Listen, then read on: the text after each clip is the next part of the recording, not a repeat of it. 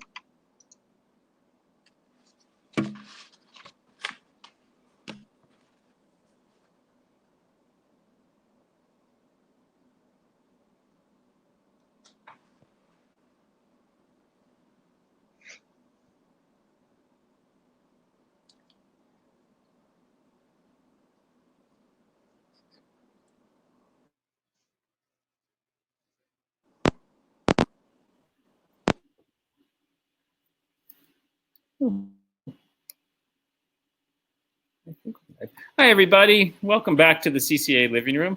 Very glad you're here. My name is Jason Silverman. I am director of the Cinematheque. We're thrilled to have this discussion of the wonderful film, The Fight, and this celebration of the ACLU and the ACLU New Mexico. This is presented by the ACLU and by the National Organization for Women. Thank you to the National Organization for Women for their long partnership. We love doing these programs with you every month. We have some wonderful programs coming up in the near future here in the CCA Living Room. Next weekend with Swaya, a new film by Zach Kunick, who is a pioneer in the realm of Indigenous cinema. Zach will be with us with his producer Norm Cohn, two incredible people, and we'll be watching the film One Day in the Life of Noah Piatujak. The following Tuesday, we're going to have a screening of the film Dead Man by Jim Jarmusch, followed by Gary Farmer.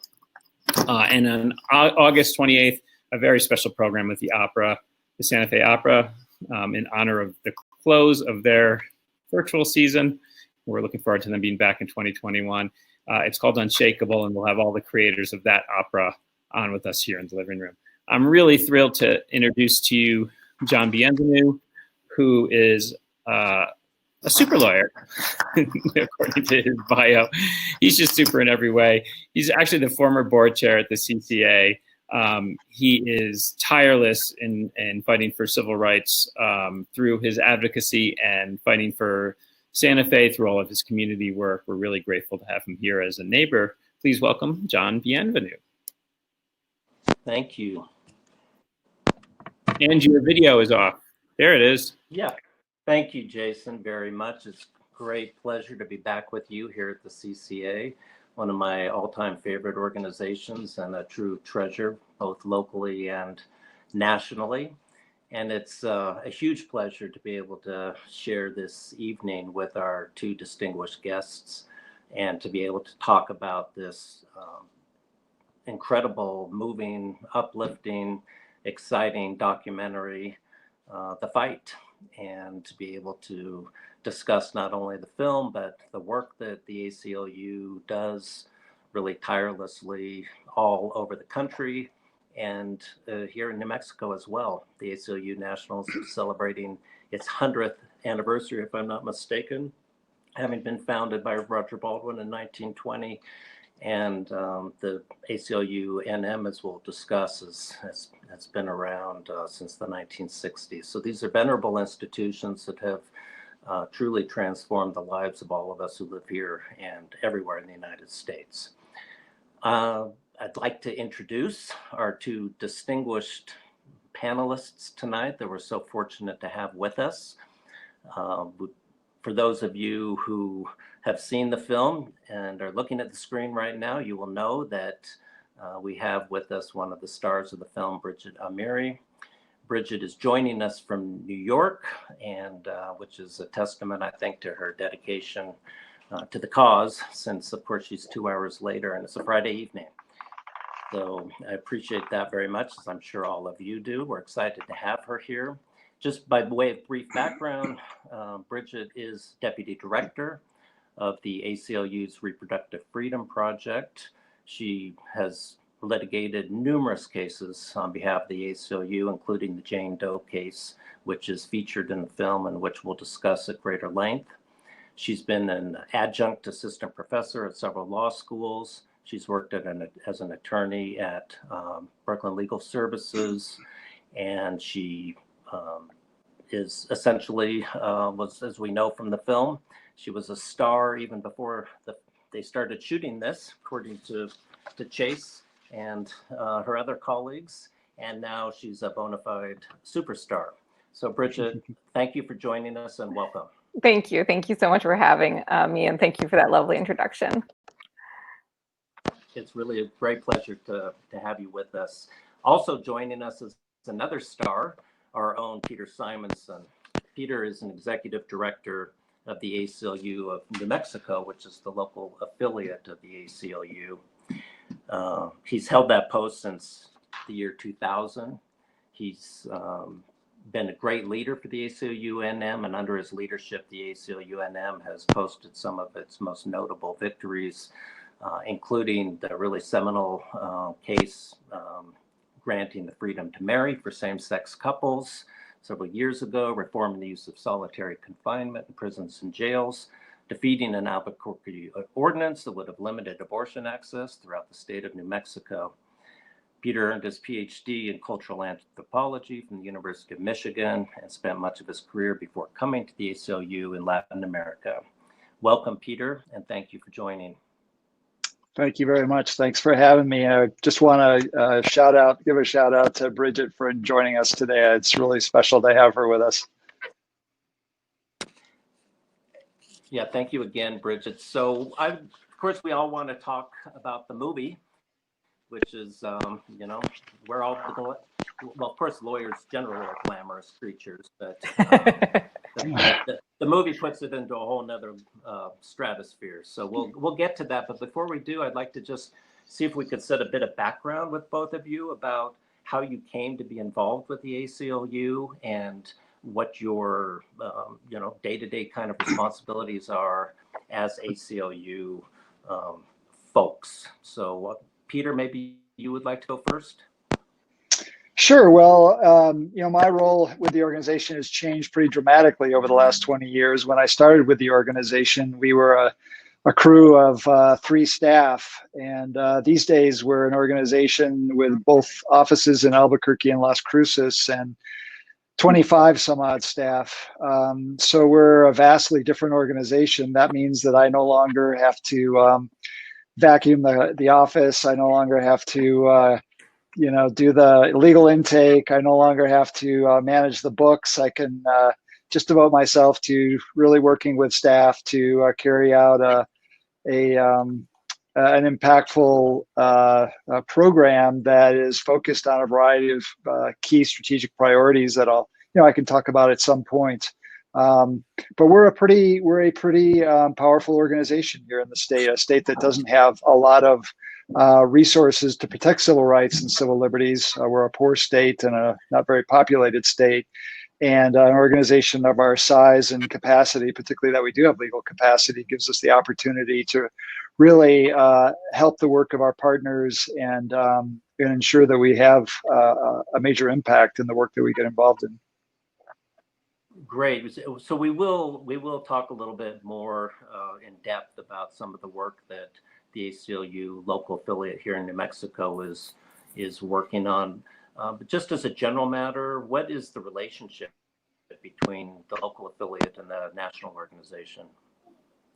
Yeah, real quickly, you know, we're an affiliate of the national organization. We operate pretty autonomously from our national organization, although we work hand in hand with the national organization. We have our own separate boards of directors, two C3 and a C4 board of directors, and the we carry out our litigation, our legislative work, our community organizing work, our comms work here in the state independently, but we do it with a great deal of input from the national office, from our experts like Bridget in the national office, where reproductive rights and protecting expanding access to abortion is one of our top priorities in this state. And so I know that Bridget's worked closely with some of our staff. And it's those kinds of partnerships that make us such a powerhouse in a state like this. Really, we're so very fortunate to have the structure that we do that enables us to have the impact that we do have on the ground. Yeah, it's as I say, I don't think that people are necessarily aware of how different New Mexico would be if the ACLU hadn't been fighting the battles that it's been fighting over these many years. Mm-hmm. And Bridget, what brought you to the ACLU? And tell us a little bit about the specific program that you're involved with at the national organization. Sure. So, I mean, this is really my dream job. I always wanted to be an attorney that used law as a tool for social change, and there really is no better organization to do that at than the ACLU. And I love being a litigator. I love going to court. I love holding lawless government officials accountable to protect rights of people and ensure that people can get the critical health care they need. And so it really is just such a privilege to do my work. A lot of the work, unfortunately, that I do is really defense. And, we can hold the line often and prevent bad things from happening. Challenging state-level abortion restrictions, challenging the Trump administration's attacks on abortion and contraception. Rarely do we get to do progressive work through the courts on the reproductive rights issue, but we do get to do that sometimes. We also work on policy issues at the state level as well. And we love working with the New Mexico affiliate. They've just been a fabulous partner in all of this work. And also all the other affiliates across the country. I like to say that the ACLU was made for the Jane Doe case for multiple reasons. Those anonymous tips that we were getting gave us just enough information to find young women in shelters, and we would contact our state affiliate. They would contact their immigration partners. We would figure out where these young women were located, meet with them, and then the case is such an intersection of reproductive rights and immigration rights that we had all that expertise then to draw on, in addition to our wonderful partners at both the affiliates in these states and all of their fabulous partners too. So the thing I think really sheepish about is that even though the film features a few of us, there are these huge, massive teams behind us doing this work, and such a wonderful, amazing, partnership of all of these wonderful attorneys and other people dedicated to helping on the ground. Yeah, we can talk a little bit more about that the team aspect of the case, because of course the movie for reasons of drama focused on 4 or 5 lawyers, but as we know, it takes a huge number of people to pull off the kind of advocacy that you're doing there. Totally. And one thing that strikes me about the ACLU, and people may not realize that it is what a large organization of attorneys it is, and the impact that it has on the law, because I'm fairly certain that no other organization other than the Department of Justice has argued as many times in front of the Supreme Court, for example. Correct me if I'm wrong, but I think it's the largest public interest law firm, if you want to call it a law firm, organization of attorneys in the country. And of course, over the last 4 years, 3.5 years, it's just massively multiplied in response to the challenges that have arisen. Yeah, I was just going to jump in there with a little statistic that might help bring that out, which is that the ACLU litigates roughly, is involved at some level, oftentimes directly litigating about 25% of cases that go up before the U.S. Supreme Court. And there is no other agency in the country except the Department of Justice that appears so frequently before the highest court in the land. So yes, we definitely do punch above our weight. That's astounding to me, honestly. And the other thing I can say as an attorney is the level of advocacy there's nothing higher than the ACLU. I will tell you, I frequently, in examining a case, look to see what the ACLU has already written in their briefs on it, because I know that they're going to be as exhaustive and perfect in their analysis as you will ever see. And I know that the judges know that. So that must be for both of you to have that knowledge going into your cases, and the respect that you have as ACLU organizers and attorneys must be very gratifying. It is, and also, I mean, it's also a privilege to. One of the moments that isn't captured in the film that was very dramatic and was definitely would have added even more drama to the film is 9 days after Jane Doe got her abortion, the Solicitor General of the United States filed a petition to the Supreme Court asking not only to review our victory in the Court of Appeals, but also to sanction me and my colleagues for securing the abortion for Jane Doe, accusing us of misleading them about the timing of Jane's abortion. And it was a gut punch. As I like to say, I'm a good Midwestern girl who's never been accused of doing anything wrong in her whole life. But I'm fortunate enough to work at the ACLU that I know that I was going to be supported and that we were going to have allies in this fight. And I said to Anthony Romero, I said, if they succeed in disbarring me, can I still work here? And he said yes. But I feel that privilege, and we are mindful of that privilege, and hopefully use that privilege in a way that is really helpful to people. Yeah, well, you do. That's clear from the work, the success that you have as well. Peter, do you find the same thing to be true with work here in New Mexico, that you kind of come into court with a degree of credibility, and in your other advocacy as well, that's really second to none?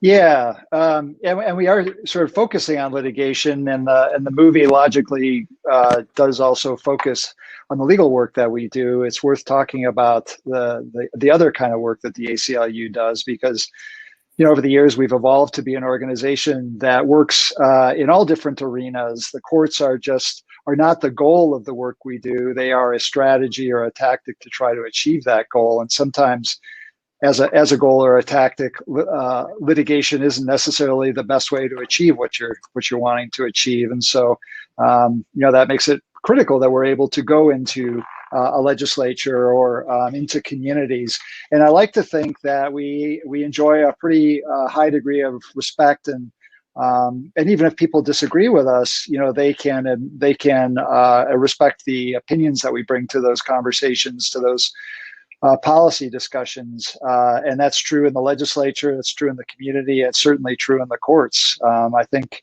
our legacy is well known here in New Mexico and nationally of how we've helped chart the course of the evolution of civil rights and civil liberties in this country at both state and national levels.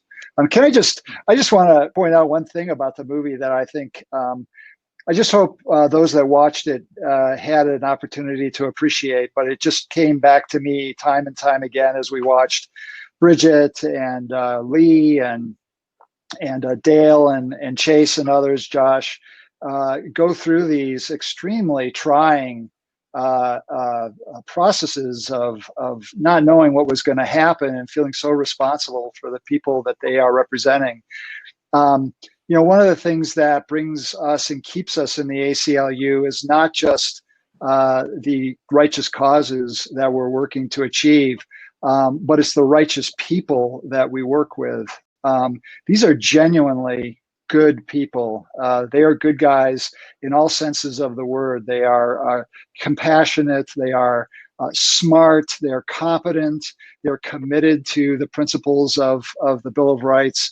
And as someone who has now had the bulk of my career play out in the ACLU, one of the things that keeps me here is just to be in the presence, just to be in the company of such wonderful folks. And that's as true at the national office as it is here in New Mexico. Yeah, and Yeah, you know, that's one of the. oh, go ahead, Jen. Well, I was going to say, you know, I think that was one of the treats of the movie too, is that, you know, we all work in these silos to a certain degree, and then we got to see this inside look into our colleagues' cases who we respect so much. But you know, to Peter's point also about, you know, the clients, this is why we do this work, and I'm so unbelievably in awe of the courage and bravery of Jane Doe. And as much as I was trepidatious about having the filmmakers film her, because I wanted to make sure that they protected her privacy, and I was very, you know, rigid about how she would be filmed and interviewed. I'm so glad that her voice is in the film, and I'm so glad that everyone can see her power and her bravery and her courage, that she stood up to the Trump administration, not just to make sure that she was able to obtain an abortion, but also to make sure that others would not have to go through what she went through, and that she went on to represent a class action after she obtained her abortion. And, you know, lifting up our clients' voice in all of this is really important, because you know, we only do what we do so that that people can access reproductive health care and to vindicate their rights. And it was just such an honor. Film is really important, I think, both with respect to the advocates, but the people who are affected by these decisions, and Jane Doe being an example of that, and the family separation, Brock, all of the people involved in the cases, to put that human face, it was extremely moving to watch in the film. So let's talk about the movie. So it's this is the glamour part. How did it come about that you were approached to be in this movie, and how did you feel about the idea of being followed around by a camera crew? Yeah, it was really at an intense moment in the Jane Doe case when they asked if they could start filming, and I was already doing a ton of press, and you know, it wasn't for dramatic effect that the case was happening so quickly. It was happening that quickly, not just for Jane Doe, but then we had to represent 4 other young women in races against the clock to make sure they could get the abortion, and then secure our class action and secure the preliminary injunction as to the class. And so things were moving super rapidly. And so the filmmakers really just came to my office one day with someone from our communications department and said, "Can we start filming?" And I said, "Sure," and didn't really think much about it. And then they told me more about the project and what it would mean in terms of my time and my commitment. And I had never seen Wiener before. And I was like, maybe I should go watch this movie, Wiener. And I did. And I was really nervous at that point, and I was really on my guard when I would film with them. But I did it because I wanted to record this moment in history, to make sure that people know about the atrocities that the Trump administration committed, not just for this particular moment, but in the future. Because if this film can serve as a cautionary tale about what we have to make sure can never happen again in our country, then I'm glad I did it. I don't think there's any doubt that will be one of its legacies with impact. Did you, what's been the reception of the film as far as you're concerned, or what you've seen? I mean, I know it's got 100% tomato meter. Can't beat that. I mean, so far so good. You know, people have been overall very supportive and have received it really well, and so that is very gratifying. And the filmmakers also, just huge shout out to them. They worked so hard. They had 400 hours of footage. And I also realized in this process what an amazing art editing is, that they could take that 400 hours and craft it into this tidy, compelling, dramatic, moving storyline is also just so phenomenal to watch that process too. So it was a real treat to work with them and to see the evolution. Yeah. Was it stressful, or there were times, yeah, top of everything else you're doing? Yeah, I mean, there were times. I mean, eventually, like, the trust really became earned on both sides, and I spent so much time with the cinematographer, who is just amazing and just like the nicest guy on the planet. And eventually became like having a friend with you. And so you would just explain what is happening in the moment, like with this friend of yours. And in some ways it was kind of comforting to have this person here with you in these really stressful times who like knows everything about the case anyway and is like your support system. So it became much more comfortable as they filmed, and they filmed me for a little over 2 years of the, I guess, 3 that they were filming. Yeah. Wow, that's impressive. And how did you like the movie when you finally got to see it? Yeah, so actually Josh, Chase, and I watched a rough cut, and I think we were both feeling, or all 3 of us were feeling, it was a little surreal, and then we saw the final product at Sundance together, and that was really surreal to see ourselves on the big screen. And I think that we all really think that they did a good job, and we have some critiques around the edges, I think, as everybody does, but and I think for especially for those of us, as I was saying before, who are in the film, we feel sheepish about, there are these huge teams behind us and it looks like it's just us. And that feels very weird to not have the recognition of all of our partners. So every time I speak about the film, I like to give credit and express my gratitude for all of the people who worked on this case, because it was a massive amount of people. All right. So it follows 4 different cases in 4 different areas of the law, which aren't all the areas, of course, that the ACU is involved in. Mm-hmm. But there's a Voting Rights Act case, there's the reproductive rights case, there's family separation, and there's the transgender rights cases. I'm curious, Peter, do you, in those areas, if ACLU New Mexico had been followed during that same period of time, what kind of cases would they have been watching? Oh, what an interesting question. Well, I think one of the cases they would have watched evolve is a case that we just brought a couple of weeks ago against ICE for having a practice of going into our courthouse down in Bernalillo County and arresting suspected undocumented immigrants, basically denying them any access to justice.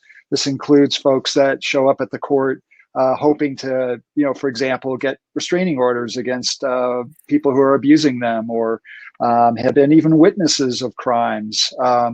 And they, knowing that they're putting themselves at risk, but in hopes of helping out somebody who's been a victim of a crime, show up at court only to find that then they are ripped from their families and deported. So that case has taken many turns and twists that have put our lawyers through the ringer, and we were never sure if it was actually going to get filed. But it is a groundbreaking case in some ways. A case like that has only been filed in a few places around the country, and so that would be an interesting one. I can't go much further without talking about the work that we've been doing, trying to move vulnerable populations out of our prisons and jails and immigrant detention facilities with the onset of the virus. Some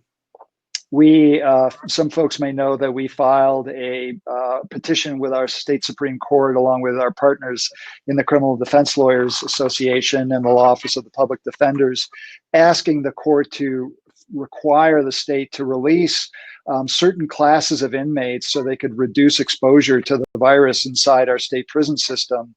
And I'm sorry to say that the court didn't go with us on that. And the governor made very little effort to take people out of those facilities and reduce the overcrowding that's in many of those facilities, ensure that there were proper medical and protective equipment supplies.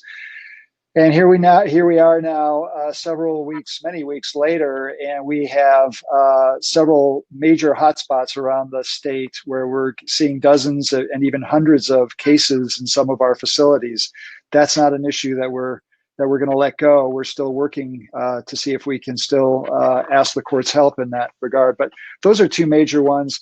And then I would just say, we've had some amazing wins around police reform and criminal justice reform here in the state. And just most recently, during a special session of our legislature, just mere 6 weeks ago or so, we were able to pass a bill that was a pipe dream a mere 6 months ago, which was a bill that requires state and local law enforcement to all use body-worn camera devices, giving us an important tool. It's not the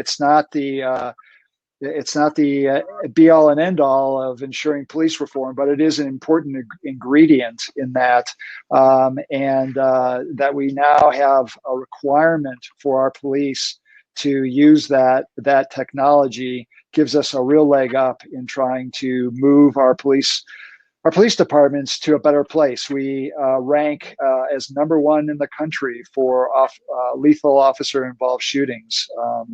So we've got real work to do there. So with all of that kind of activity surrounding you to respond to, how does the organization go about prioritizing what cases to pursue?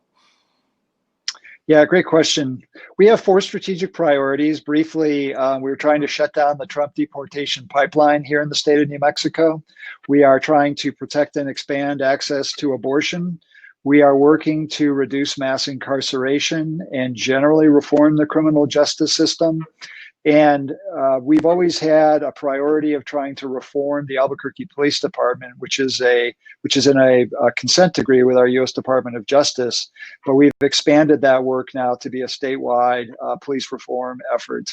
Those are the places where we really try to channel all of our efforts. Those are our proactive, affirmative efforts, and that means that even in the courts, we are looking for cases that will help us advance those priorities.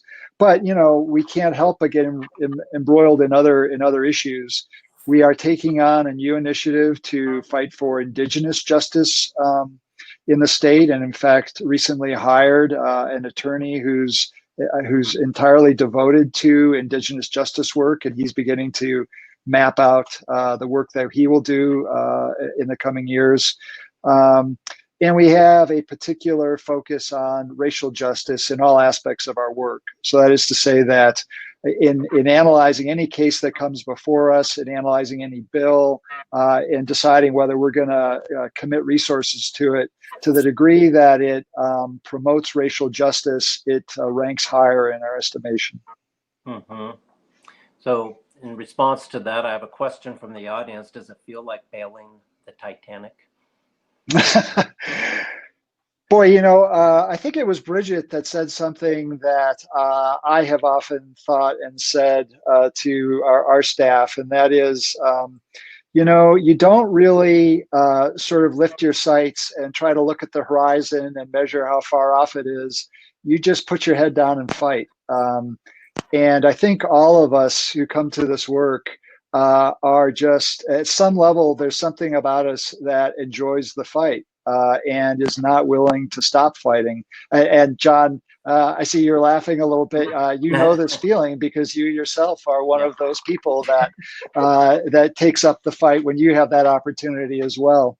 So yes, it does sometimes feel like the odds are against us, and frankly, the structures of power, even as mighty as the ACLU may look, it's nowhere near as mighty as the hundreds of lawyers, if not thousands, that the Department of Justice has under this administration. Mm-hmm. But we are inspired to engage the fight and motivated by the folks who stand to gain from the work that we do.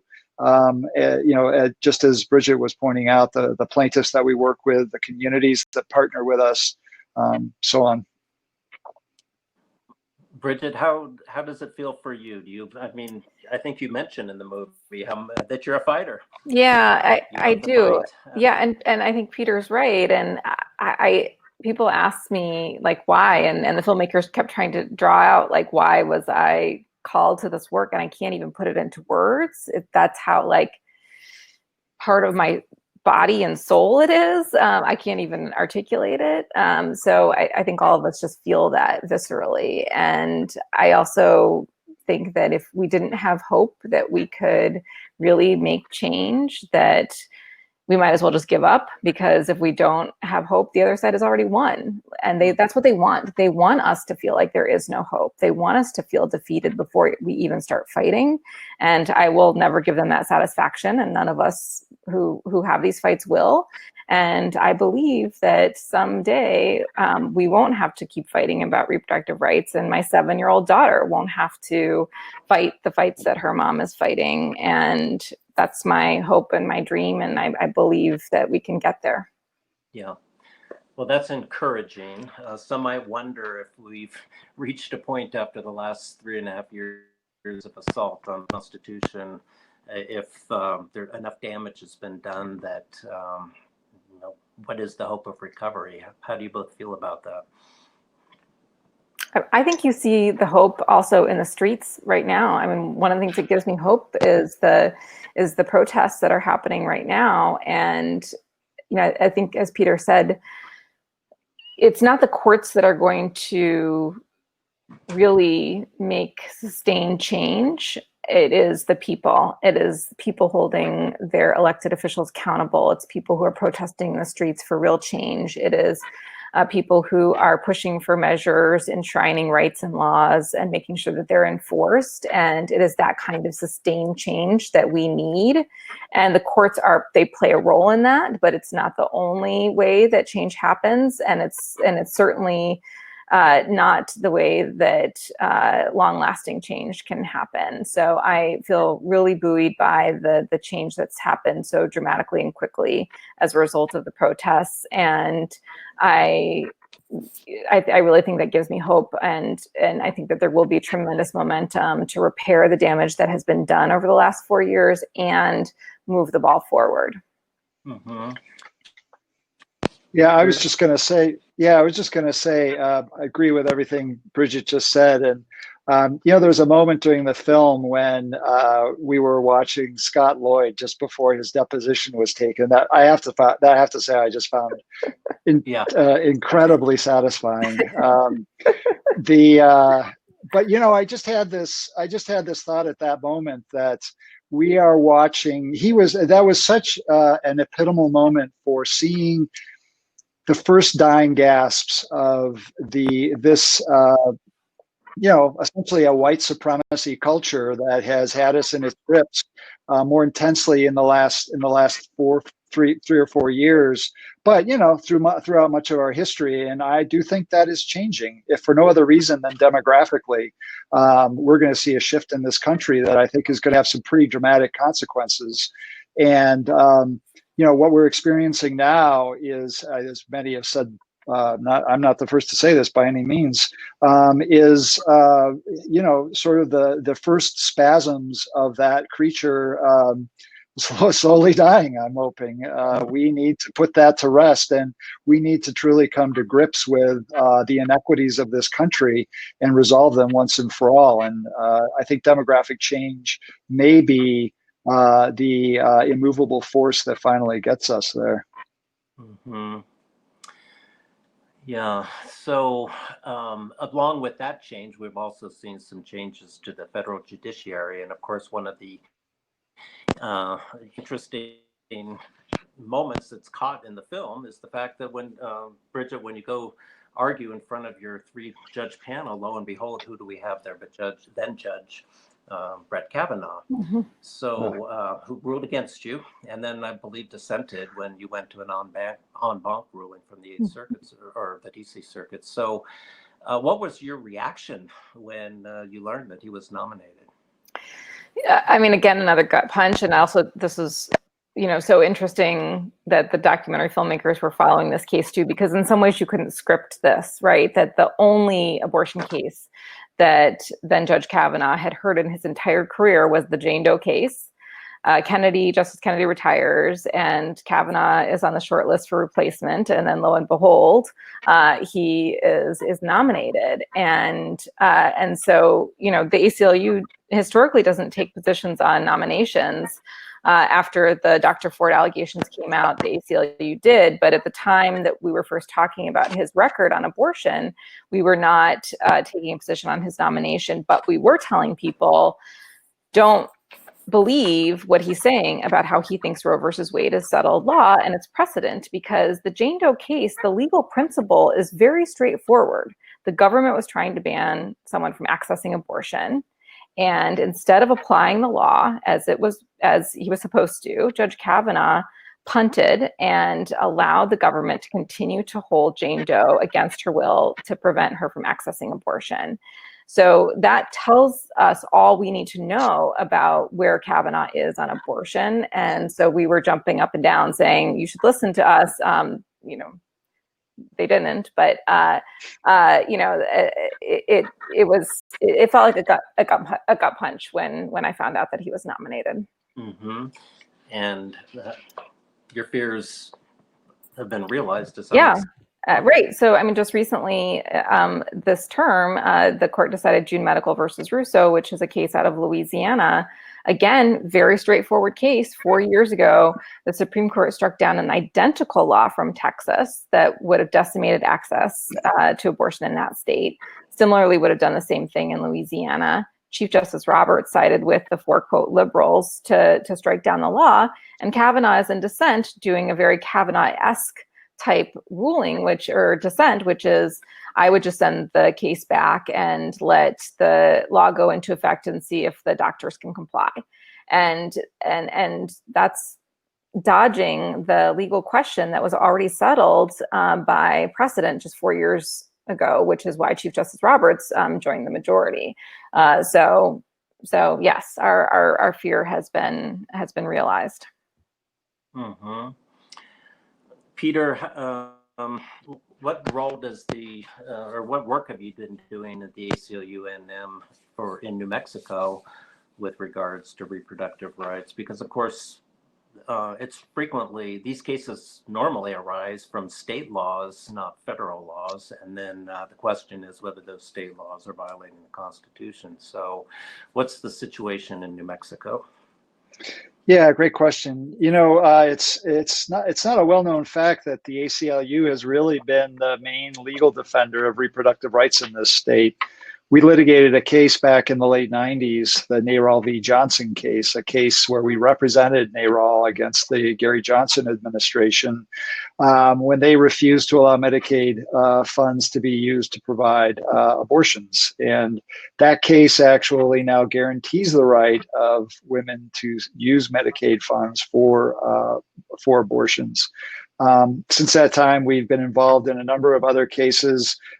Currently, you know, I should say that particularly in this area, what we find is that litigation oftentimes is not the right tool in the tool chest for trying to make an impact, in large part because there's the danger that where it concerns access to abortion, that anything we do in the courts is going to play into the strategy of our opponents to move a case up to the U.S. Supreme Court that would give them the opportunity to overturn Roe v. Wade. Now, of course, in the last few years now, we've got there just an all full-on assault on abortion rights around the country, trying to drive a case like that up to the court. But you know, prior to that, that was not so much the case. Not that they weren't trying it as aggressively as well, but we always had to be careful that whatever we would do legal in terms of the courts around reproductive rights could result in that. So, you know, for the most part, we've sort of held our legal strategies in our back pocket as a last resort for trying to protect access to abortion in the state.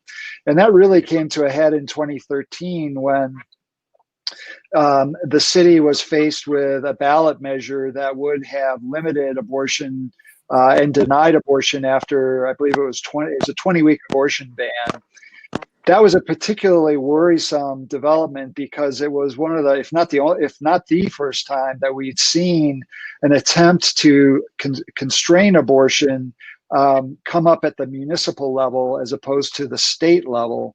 And so it was really important that we defeated that ballot measure, and we worked very closely with our partner organizations to mount an all-out campaign. When we started that campaign, we were actually 20 points down in the polls, according to at least a poll by the Albuquerque Journal.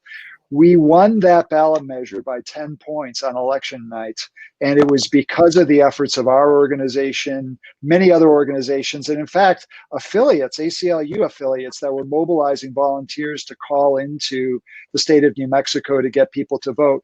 But had we lost that ballot measure, our lawyers had prepared a legal strategy with Bridget. I believe Bridget was probably part of those conversations, and other staff at the national office as a fallback strategy. Likewise, we have now a criminal abortion statute that on our books that needs to be removed. The legislature's had an opportunity to do that now, at least, well, twice now, and it has failed to act. We are hoping that we can get that statute, which criminalizes abortion but is unenforceable because of Roe v. Wade, removed, because we may see some changes through the Supreme Court that could allow it to be enforceable. But if it's not, we will be exploring legal strategies. Mm-hmm. So one of the things facing us right now is that we have probably about 1 in 4 of our federal judiciary are Trump appointees. 2 on the Supreme Court, of course, which has an enormous effect on the ACLU, which does most of its litigation in federal court, and of course, an effect on all of us. How important is the upcoming election? I mean, it's incredibly important for so many reasons. The human suffering that Donald Trump has been able to cause through his policies has been appalling and just overwhelming to think about. And you're right. And then there's the judiciary, that he has fundamentally remade the judiciary for my lifetime.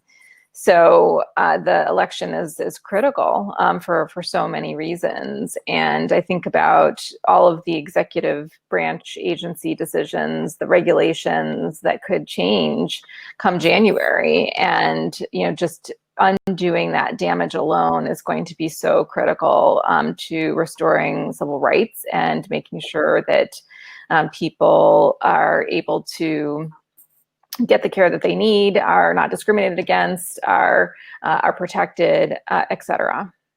Mm-hmm. Peter, do you have any thoughts on the upcoming election? Well, I think Bridget pretty much summed it up. It is one of the most consequential elections in our nation's history, not just in our lifetimes, I think. And we in the ACLU are already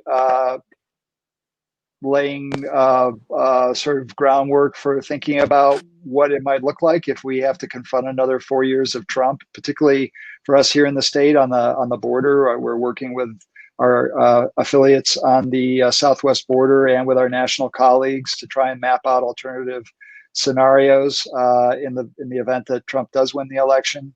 But boy, it's my fervent hope that he does not. I mean, I guess I shouldn't say that. That's a partisan statement. Well, but, I was going to say, look, there is no question in my mind. We will be suing Biden if he wins too. And we have sued every right. US president. So we will be suing a president, whatever happens with this next election, regardless of who wins. Yeah. And as we have throughout our history, I think we've sued every president. Yeah, that's a great point. Yeah, it is a good point. That it wasn't as if the ACLU didn't have its hands full under every previous administration as well, and will continue to do so because of the nature of defending the Constitution. Yep, that's exactly that work right. Never ends. Yeah. So, what about just the election itself? When you see what's going on in Belarus, for example, you think, is that what's going to happen here? Is the ACLU gearing up to address the possibility of election fraud or not leaving office? Yeah, I think Dale Ho has not had any sleep probably since February is my guess. Since the pandemic hit, the Voting Rights Project, along with the affiliates, have filed, I think, 20 cases to make sure that people can vote by mail safely. And they also have their close eye on any sort of attempts to undermine the election. And Dale's back in court on the census question. Shockingly, Trump said that he's not going to count people who don't have documentation in terms of the census. So he's back in court right now on that question.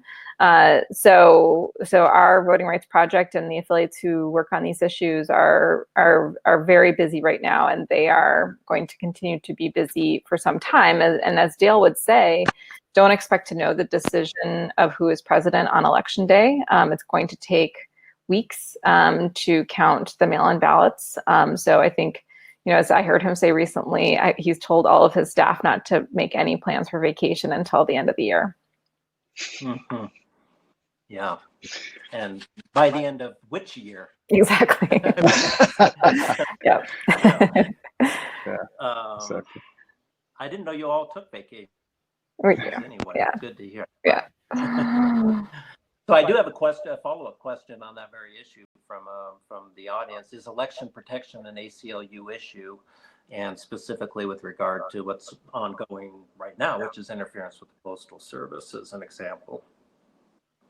Yeah, I can't speak to the answer, but I can't speak to the Peter. Postal Service piece of it, and I have to think that there are conversations inside our national organization on that score. But we are working with our partners here in the state, Common Cause, Native American Votes, and a Voting Alliance, and a number of other organizations to mount an election protection program here in the state of New Mexico. Our piece of it will actually be organizing the legal part of that election protection effort, so that we have lawyers who are not sort of committed to one party or the other, but only committed to seeing the right to the vote protected, to try and head off any sort of shenanigans that may occur. We have been a little concerned about the federal officers that Trump sent to our state, and whether they might somehow play a role. Again, not putting anything past this administration.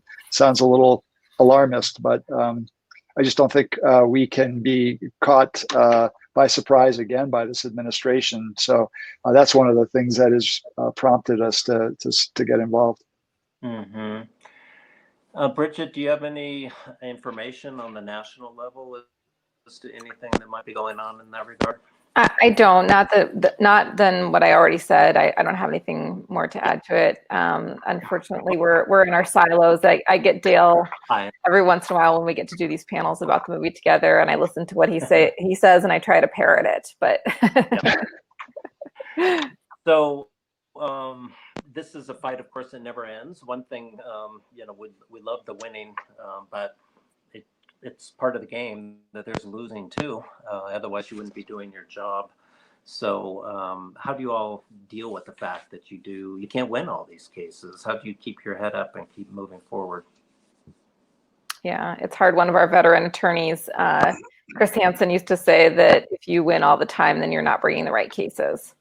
And so I think about that when we lose, right? We have to try, and we have to keep pushing. And even when we lose in the reproductive rights arena, we usually have been able to secure a victory for some number of years. And so by holding the line for a certain period of time, it means that many more people have been able to access abortion. And so even if we ultimately lose, even if a clinic in a particular location has to close, it's devastating and it's heartbreaking. But in the meantime, we have sometimes been able to keep a clinic open or keep a restriction at bay, such that more people have been able to access. So I also think about all of those people who, had we not even tried, wouldn't have been able to get their abortion. But because we did try and we were able to secure, even if it was a temporary victory, they were able to get the care that they needed. So one of the themes I think that comes through very loud and clear in the film is the importance of citizen activism as sort of the backdrop and the foundation for the litigation work that goes on. I mean, the film starts with that amazing scene of walking out of the courthouse with Lee Gillard, and I think we all wish for that, right? I mean, did you get to do a fist pump on the way out of the courthouse? It's our dream. It doesn't usually happen that way, though. Usually it's more often like what you experience when you're reading the decision on your cell phone. Exactly. But you did get why, right? So, but my question is, what can people listening do? What would you tell people? How can they help with this battle, all these battles that we're talking about? Yeah, and I'll also say, just to piggyback on that, Lee was with an attorney who had just started at the ACLU on that night. And so they come out of this courtroom and all these people are waiting for them and are cheering their, the ACLU's name. And Lee apparently turns to the new guy and is like, this is what happens all the time. So I love that story. So ACLU.org, Peter can give more specific examples for the New Mexico affiliate, but if you go to ACLU.org, and I also like to tell people that if you feel completely overwhelmed by all the different issues, pick something you care about and start focusing on it. And if you're interested in reproductive rights and health and justice, get involved in your local community, figure out who's doing the work, see how you can offer your time, money, skills, expertise, support. And there are so many great organizations, not just the ACLU who works on these issues. There are abortion funds that makes sure that people can get the abortion care they need if they can't afford it. There are clinic escorts who volunteer to make sure that patients can get into the clinic safely. There's a huge infrastructure of people who are dedicated advocates on the ground to make sure that people not only have the right to access abortion, but can in practice. Okay. Yeah, and here in New Mexico, we regularly train community volunteers to get active on our work, and that usually involves some trainings about the messaging that we use to talk about the particular issues that we work on. It gives people guidance about contacting their legislators. We want to flex our muscle here in this state around our issues and try to make our voices heard. And we can only do that if we have people taking part in the work that we do, whether it's at the state level or the city council level or what have you. So you can go to our website and sign up to be a volunteer. And we're engaging folks now. We're actually looking at a pretty exciting program that would really try to give folks a high degree of training to be spokespeople on some of our issues and to be active in an impactful way. And then I just have to say, folks may not know sort of how the ACLU is supported. And, we're sort of unique in the fact that most of our work, I would say, is funded by the individual supporter. It's the folks here in New Mexico that keep the ACLU alive. And we need that support. Every little bit helps. And I know folks want to be active, and they maybe don't want to always hear the pitch for funds, but at the end of the day, that's what gets the work done, and it's what keeps such a vibrant ACLU going in a state like New Mexico. So, I just appeal to everyone to become an ACLU member. We have about 8,000 or 9,000 members here in the state. This is a state that has a pretty high number of members compared to other states our size. Join our ACLU membership and become a supporter.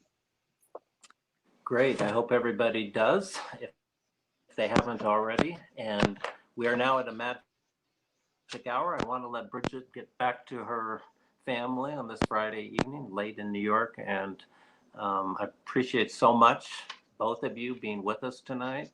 I think Bridget came up with a new motto for the ACLU: holding lawless officials accountable. I wrote it down. So. It's a fun part of the job. It's been extremely illuminating. Right. Thank you again, and keep up the fight. And as Tom Petty says, don't back down. Yeah. Yeah. You too. Take care, everybody. Yep, you too. Thank Bye-bye. you so much. Thank you.